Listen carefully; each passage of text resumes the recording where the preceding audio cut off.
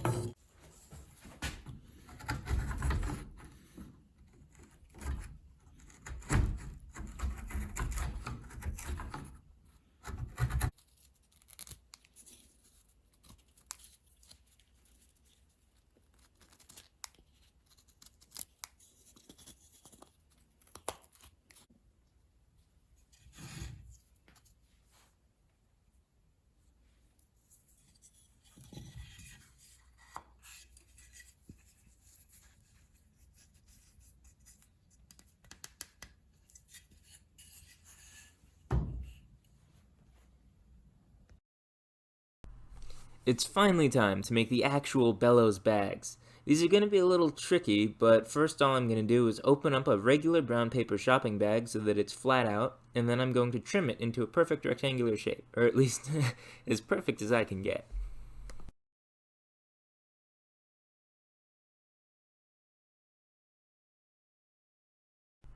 Next comes loads of marking. I need to mark a line for each crease of the bellows and for each corner of the bellows.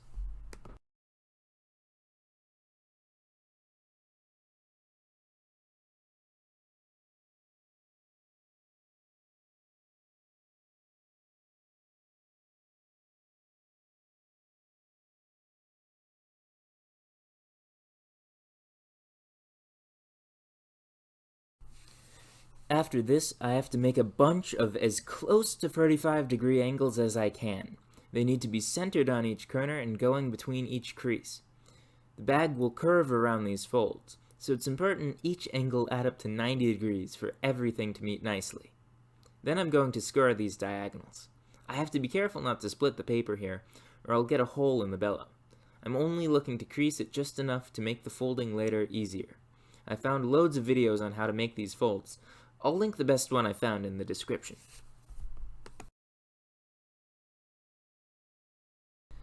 Now it's time to fold this thing up and see if it all meets together. If you think of these angles as arrows, anywhere the arrow points should be a crest fold. Anywhere the arrow points away from should be a trough fold.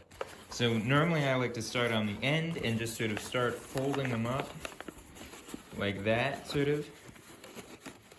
So you get this alternating, crest trough, trough crest, crest trough. And with that, you get your fold. And once you get the whole thing together, you can bring the ends. And as you can see, all I gotta do is seal together this end and I'll have a full shape.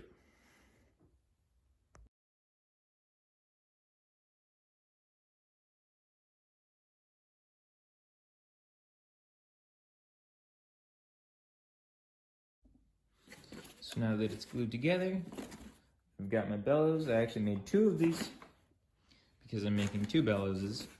As you can see, it collapses pretty easily. What's interesting is because I did an odd number of folds, this side is narrow and this side is wide, and then it's the opposite on the other side. This side is wide and this side is narrow. I wanted that because essentially that means that my handle section on top will be perpendicular to the base section on the bottom. So it will be like that. It'll be like that, which is what I wanted because this bellows is going to be aligned next to the forge. So I want the handle to sort of fit nicely in my hand, sort of perpendicular to the forge. So hopefully that will work out. Me and my friend have spent a while lately painting and putting up walls and insulation in my workshop. So using a little bit of the leftover paint, I decided to paint the bellows bags to make them look a little less scrappy and maybe a little more crafty.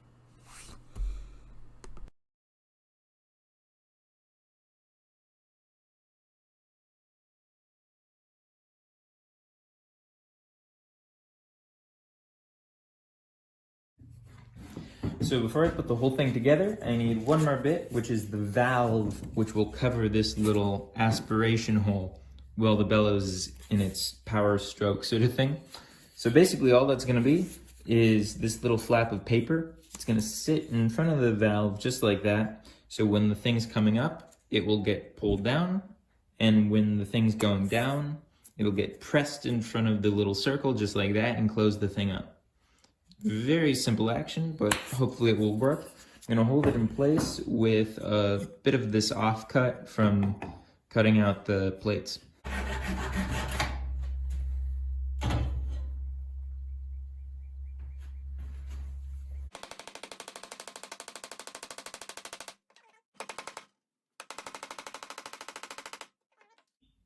So as you can see with this one, I fixed a mistake I made in the last one where I made the hole way too big. It doesn't need to be that big.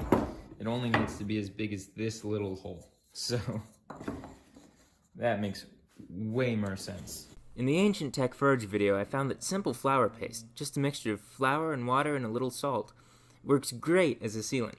So I decided to mix them up and mush it into the joints of these bellows to try and direct most of the air where I want it to go. Nothing to it.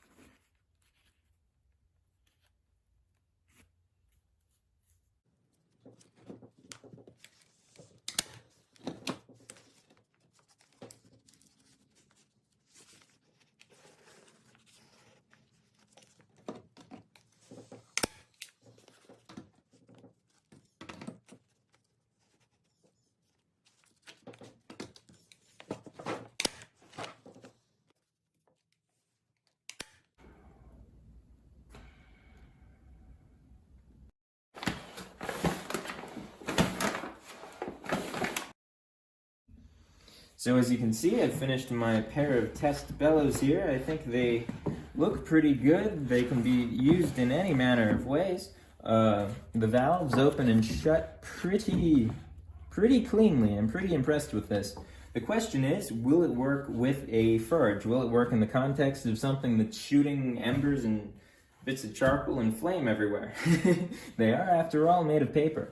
So to find out, I have to finish my next forge, which I designed these specifically for. I'm hoping to have that finished in the next week or so, and then I'll have a video up about it soon after that. And we'll finally get to see if these actually work. So if you're interested, please subscribe. If you like this video, please like. If you have suggestions, I'm still very new at making videos. So any comments, questions, anything like that, please tell me. I'd love to hear your feedback. Thanks!